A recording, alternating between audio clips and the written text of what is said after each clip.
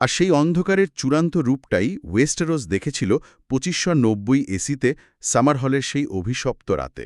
সোর্সে যে ছবিগুলো আমরা দেখলাম, গায়ে কাটা দেওয়ার মতো একটা দৃশ্য। একসময়কার অপুলুট সামারহল দুর্গটি কিভাবে কমলা রঙের ভয়ঙ্কর আগুন আর কালো ধোঁয়ায় ঢেকে গেছে। আমরা দেখতে পাই রাজা অ্যাগন তার প্রপৌত্র প্রিন্স রেগারের আসন্ন জন্ম উপলক্ষে পরিবারের সবাইকে সেখানে একত্র করেছিলেন। জেহারিস আর সেরার সন্তান যুবরাজ আইরেস এবং রেলার অনাগত সন্তানের জন্যই ছিল এই উৎসবের আয়োজন। কিন্তু এই পাইরোম্যান্সাররা আসলে সেখানে কি করছিল?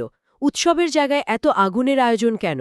কারণ এই উদযাপনের আড়ালে অ্যাগন আসলে একটা অত্যন্ত গুপ্ত এবং বিপজ্জনক জাদুকরী আচারের প্রস্তুতি নিচ্ছিলেন। সোর্স থেকে পাওয়া তথ্য অনুযায়ী সেই রাতে সেখানে অন্তত 3টি জিনিস উপস্থিত ছিল। 7টি প্রাচীন পাথরে পরিণত হওয়া ড্র্যাগনের ডিম, ওয়াইল্ড ফায়ার বা সবুজ আগুন আর অ্যালকেমিস্ট গিল্ডের পাইরোম্যান্সাররা। ঠিক, সোর্সের একটি ছবিতে স্পষ্ট দেখা যায় পাইরোম্যান্সাররা গা ছমছমে অন্ধকারের মধ্যে সবুজ আলো ছড়ানো ওয়াইল্ড ফায়ার নিয়ে কাজ করছে। এই ওয়াইল্ড ফায়ার তো সাধারণ আগুন নয়, এটি যে কোনো মুহূর্তে নিয়ন্ত্রণের বাইরে চলে যেতে পারে। অন্য আরেকটা ছবিতে দেখা যায় পাথরের বড় একটা পাত্র থেকে বিশাল এক বিস্ফোরণ ঘটছে আর আগুন চোখের পলকে চারিদিকে ছড়িয়ে পড়ছে। এই দুর্ঘটনার সবচেয়ে জোরালো আর মর্মান্তিক প্রমাণ হল মিস্টার কর্সোর লেখার সেই রহস্যময় এবং অর্ধেক মুছে যাওয়া চিঠি। চিঠিটিতে কালির দাগ লেপ্টে আছে, যেন তাড়াহুড়ো করে কোনো চরম বিপদের মুহূর্তে এটা লেখা হয়েছিল।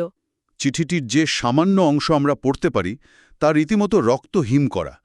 সেখানে ভাঙা ভাঙা শব্দে লেখা ছিল ড্র্যাগনের রক্ত, 7টি ডিম, পাইরোম্যান্সার, ওয়াইল্ড ফায়ার নিয়ন্ত্রণের বাইরে চলে যাওয়া আগুন, আর সবশেষে লর্ড কমান্ডারের বীরত্ব। এই অগ্নিকাণ্ডের হতাহতের তালিকা শুনলে বুকের ভেতরটা ধক করে ওঠে। রাজা অ্যাগন নিজে, তার জ্যেষ্ঠ পুত্র প্রিন্স ডানকান আর lord commander sir Duncan the tall সবাই এই লেলিহান আগুনে প্রাণ হারান। ধারণা করা হয় জেনিও ফুল স্টোনস এবং রাজপরিবারের আরও অনেক সদস্য সেদিন মারা গিয়েছিলেন। কিন্তু আশ্চর্যজনকভাবে এই আগুনের লেলিহান শিখা আর ধ্বংসস্তূপের ঠিক মাঝখানেই জন্ম নেন প্রিন্স রেগার টারগারিয়েন। বেঁচে যান প্রিন্সেস র্যালা আর জেনি অফ ওল্ড স্টোনসের সেই রহস্যময়ী বন্ধু, যাকে আমরা গোস্ট অফ হাই হার্ট নামের এক অদ্ভুত ডাইনি হিসেবে চিনি। এখান থেকে বিষয়টা আসলে দারুণ কৌতূহলোদ্দীপক আর বিতর্কমূলক হয়ে ওঠে। ঘটনাটা কি সত্যি নিছক কোনো দুর্ঘটনা ছিল, নাকি এর পেছনে অন্য কোনো সমীকরণ কাজ করছিল? আমি তো বলবো এটা দুর্ঘটনা হওয়ার সম্ভাবনাই সবচেয়ে বেশি। ওয়াইল্ড ফায়ার অত্যন্ত বিপজ্জনক জিনিস। সোর্স থেকে জানা যায় পাইরোম্যান্সাররা আগুন নিয়ন্ত্রণের জন্য এক ধরনের স্যান্ড সিস্টেম বা বালুর ফাঁদ ব্যবহার করত। ওয়াইল্ড ফায়ার নিয়ন্ত্রণের বাইরে গেলে উপর থেকে স্বয়ংক্রিয়ভাবে বালু পড়ে আগুন নিভিয়ে ফেলার কথা। হয়তো কোনো যান্ত্রিক ত্রুটিতে বা ভুলে সেটা চালু হয়ে গিয়েছিল আর সবাই শ্বাসরুদ্ধ হয়ে মারা যায়। চমকপ্রদ ব্যাপার হল ডাঙ্কান অ্যান্ড এগ গল্পে ডাঙ্কানের একটা স্বপ্নও ছিল, যেখানে সে দেখেছিল সে এবং এগ বালুর নিচে চাপা পড়ে শ্বাসরুদ্ধ হয়ে মারা যায়। সোর্সের ছবিতে পাথরের পাত্র থেকে বিস্ফোরণের যে দৃশ্য আমরা দেখি তা তো এই আকস্মিক দুর্ঘটনারই একটা জোরালো ইঙ্গিত দেয়। দুর্ঘটনার তত্ত্বটা তো ফেলে দেওয়ার মতো নয়। তবে এখানে সবচেয়ে চমকপ্রদ বিষয়টা হল জাদুর নিয়ম আর আত্মত্যাগের ধারণা। গেম অফ থ্রোনসের দুনিয়ায় জাদুর একটা অমোঘ এবং নির্মম নিয়ম আছে। জীবনের মূল্য কেবল মৃত্যুই চোকাতে পারে। Only death can pay for life. ঠিক, আর ড্র্যাগন জাগিয়ে তুলতে হলে রাজার রক্ত লাগে। রাজা এগন কি জেনে শুনে ড্র্যাগন জন্ম দেওয়ার জন্য নিজেকে এবং নিজের পরিবারের সদস্যদের আগুনে উৎসর্গ করতে চেয়েছিলেন? যেমনটা বহু বছর পর স্ট্যানিস ব্যারেথিয়ান করতে চেয়েছিলেন একটা শিশুর বলিদানের মাধ্যমে রাজ্য রক্ষার আশায়। কিংবা ঠিক যেমনটা ড্যানেরিস টারগ্যারিয়ান সফলভাবে করেছিলেন যখন তিনি মেরিমাসদুর আর খাল রোগর মৃতদেহ আগুনে পুড়িয়ে ড্র্যাগনের জন্ম দেন। এক মিনিট, আপনি বলতে চাইছেন যে অ্যাগন সারা জীবন সাধারণ মানুষের ভালো চাইল, যে কিনা ন্যায়ের প্রতীক ছিল, সে নিজের পরিবারের লোকদের জেনে শুনে পুড়িয়ে মারতে চেয়েছিল? এটা মেনে নেওয়া খুব কঠিন ঠিকই, কিন্তু কোনো সুস্থ মস্তিষ্কের মানুষকে এটা করতে পারে? আমরা যদি টারগারিয়ানদের ইতিহাস দেখি তাহলে দেখব জাদুর মোহ আর ভবিষ্যদ্বাণী অনেক সুস্থ মানুষকেও উন্মাদ করে দিয়েছে। ছোটবেলার এগেন আর রাজা এগেনের মধ্যে অনেক পার্থক্য তৈরি হয়েছিল। মিস্টার অ্যামেনের একটা বিখ্যাত উক্তি আছে, যা তিনি পরবর্তীতে জন স্নোকেও বলেছিলেন, kill the boy and let the man B born. হয়তো এগেন সামার হলে নিজের ভেতরে সেই দয়ালু বালকটিকে চিরতরে হত্যা করে চরম এক সিদ্ধান্ত নিতে চেয়েছিলেন ড্র্যাগনের জন্ম দেওয়ার জন্য। সোর্স থেকে আমরা জানতে পারি টারগারিয়ানরা যুগ যুগ ধরে স্বপ্ন আর ভবিষ্যৎবাণীর ভুল ব্যাখ্যা করে নিজেদের ধ্বংস ডেকে এনেছে। রাজা এগনের ভাই অ্যারিয়ন তো ওয়াইল্ড ফায়ার খেয়ে ড্র্যাগন হতে চেয়েছিল। তার আরেক ভাই ড্যারেন তার ড্র্যাগন স্বপ্নের কারণে নিজেকে তিল তিল করে শেষ করে দিয়েছিল। এই ভবিষ্যৎবাণীর ব্যাপারটা সত্যিই মারাত্মক। সোর্সে ইউটিউবার জম ম্যাটিশিয়ানের একটা দারুণ তত্ত্বের কথা বলা হয়েছে। তিনি ধারণা করেন এগন হয়তো স্বপ্নে ডেনেরিসের ড্র্যাগন জন্ম দেওয়ার ওই ভবিষ্যৎ দৃশ্যটি দেখেছিলেন। স্বপ্নে তিনি হয়তো দেখেছিলেন বিশাল আগুনের চিতা, একজন মৃত রাজা, একজন রাজকন্যা, সদ্যমৃত এক শিশু এবং একজন ডাইনি, আর এর ছাই থেকে ড্র্যাগনের জন্ম হচ্ছে। এগন হয়তো ভুল করে ভেবেছিলেন এটা ভবিষ্যৎ নয়, বরং এটা তার নিজেরই ভাগ্য। একদম ঠিক, কারণ সামার হলের সেদিনের উপস্থিতির সাথে ডেনেরিজের ওই আগুনের চিতার একটা অদ্ভুত মিল পাওয়া যায়। সেখানে খল ড্রোগোর মতো একজন রাজা, অর্থাৎ এগন উপস্থিত ছিলেন, রাজকন্যা রায়াল্লা ছিলেন, গর্ভস্থ শিশু রেগার ছিলেন এবং মিরি মাজদুরের মতো গোস্ট অফ হাইহার্ট নামে সেই ডাইনিও উপস্থিত ছিলেন। হয়তো এগন এই রূপক স্বপ্নটা আক্ষরিক অর্থে গ্রহণ করে ভেবেছিলেন তাকেও নিজের পরিবারকে ঠিক এভাবেই আগুনে পুড়িয়ে ড্রাগনের জন্ম দিতে হবে, যাতে তিনি ওয়েস্টরেসে শান্তি ফেরাতে পারেন। স্বপ্ন ও ভবিষ্যৎবাণীর এমন ভুল ব্যাখ্যা এর আগেও অনেক চরিত্রকে পতনের দিকে ঠেলে দিয়েছে, যেমনটা আমরা রেড প্রিস্ট মেলিসান্ড্রার ক্ষেত্রেও বারবার দেখেছি। কিন্তু দুর্ঘটনা বা আত্মত্যাগ ছাড়াও তো অন্যান্য বিকল্প সম্ভাবনা থাকতে পারে, তাই না? এমন তো নয় যে এর পেছনে কোনো ষড়যন্ত্র ছিল। সোর্সে বলা হয়েছে জাদুবিদ্যা, টার্গেরিয়ান আর ড্র্যাগন এসব কিছুকে মেইস্টাররা সবসময় ঘৃণা করে এসেছে। তাদের একটা সুদূরপ্রসারী ষড়যন্ত্র থাকতে পারে। গ্র্যান্ডমেস্টার পাইসেলের কথা ধরুন, তিনি কি ডিমগুলো থেকে ড্রাগন হওয়া আটকাতে কোনো চক্রান্ত করেছিলেন?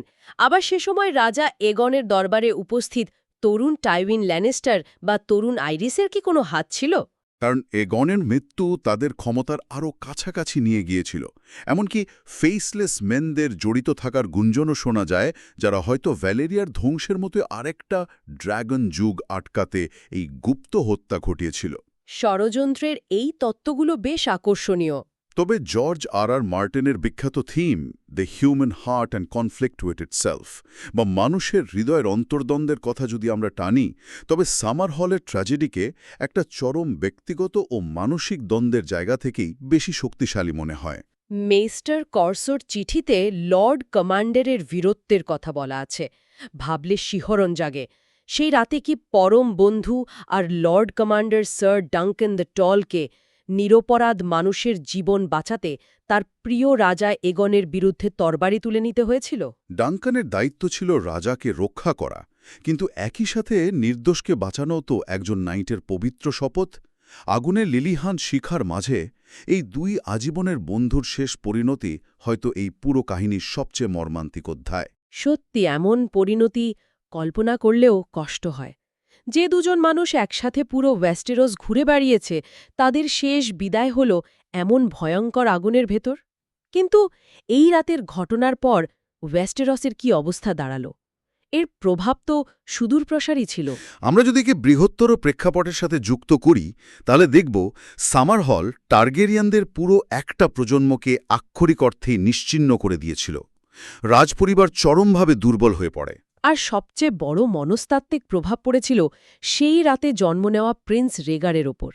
সে জন্মেছিল স্যামার হলের ধোঁয়া এবং লবণের মধ্যে, যা তাকে এবং মিস্টার এইম্যানকে বিশ্বাস করিয়েছিল যে রেগারই হয়তো সেই প্রতিশ্রুত যুবরাজ বা প্রিন্স দ্যাট ওয়াজ প্রমিসড। রেগার সারা জীবনই ট্র্যাজেডির শোকে আচ্ছন্ন ছিল। সে বারবার একা ওই স্যামার হলের ধ্বংসস্তূপে ফিরে যেত, আকাশের দিকে তাকিয়ে থাকত, আর তার বীণা বাজিয়ে বিষণ্ণ গান বাজত। আর সেই জেনিস সঙের কথা তো বলতেই হয়। High in the holes of the kings who are gone, Jenny would dance with her ghosts. রেগারও হয়তো এই গানটাই গাইত সেই ডাইনির জন্য, যে ডাইনি বলেছিল সামা হলে সে দুঃখে জর্জরিত হয়েছে।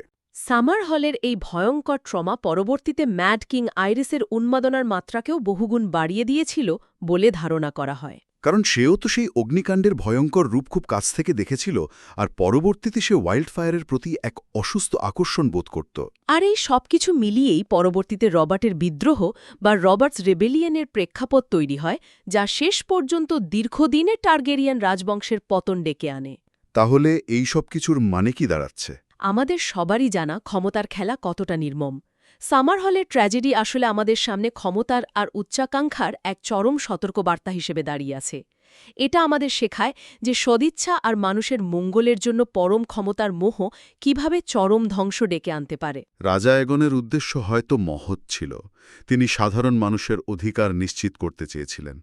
কিন্তু সেই ক্ষমতা পাওয়ার জন্য ড্র্যাগন বা জাদুর ওপর নির্ভর করার অতিরিক্ত উচ্চাকাঙ্ক্ষা শেষ পর্যন্ত তার ভালোবাসার মানুষদের এবং তার পুরো রাজবংশকে পুড়িয়ে ছাই করে দিয়েছিল।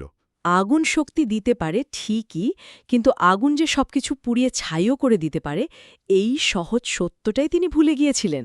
এটা একটা অত্যন্ত গুরুত্বপূর্ণ আর গভীর প্রশ্নের জন্ম দেয়, যা নিয়ে আমাদের একটু ভাবা উচিত। আচ্ছা, একবার কল্পনা করা যাক তো, যদি সেই রাতে রাজা এগন সত্যি ড্র্যাগন জন্ম দিতে সফল হতেন, তাহলে ওয়েস্টেরসের ইতিহাস কেমন হতো? সাধারণ মানুষের জন্য কি একটা অভাবনীয় শান্তির যুগ নেমে আসত? এগন কি তার ড্র্যাগনের ভয় দেখিয়ে লর্ডদের বাধ্য করে কাঙ্ক্ষিত ন্যায়বিচার প্রতিষ্ঠা করতে পারতেন? নাকি ভাগ্যে গির্মং পরিহাসে সেই ড্র্যাগনগুলো পরবর্তীতে ম্যাডকিং আইরিসের মতো তার উন্মাদ উত্তরাধিকারীদের হাতে পড়ত? একবার ভেবে দেখুন, ম্যাডকিংয়ের হাতে যদি ওয়াইল্ড ফায়ারের বদলে সত্যিকারের বিশাল ড্র্যাগন থাকত, তাহলে হয়তো পুরো ওয়েস্টেরোস ভ্যালেরিয়ার মতো এক ধ্বংসস্তূপে পরিণত হতো। ক্ষমতারই চরম হাতিয়ার শেষ পর্যন্ত মানুষের জন্য আশীর্বাদ হতো নাকি পৃথিবীর সবচেয়ে ভয়ঙ্কর অভিশাপ? সেই প্রশ্নটাই সামার হলের ধ্বংসস্তূপের নিচে চিরকালের জন্য চাপা পড়ে গেছে।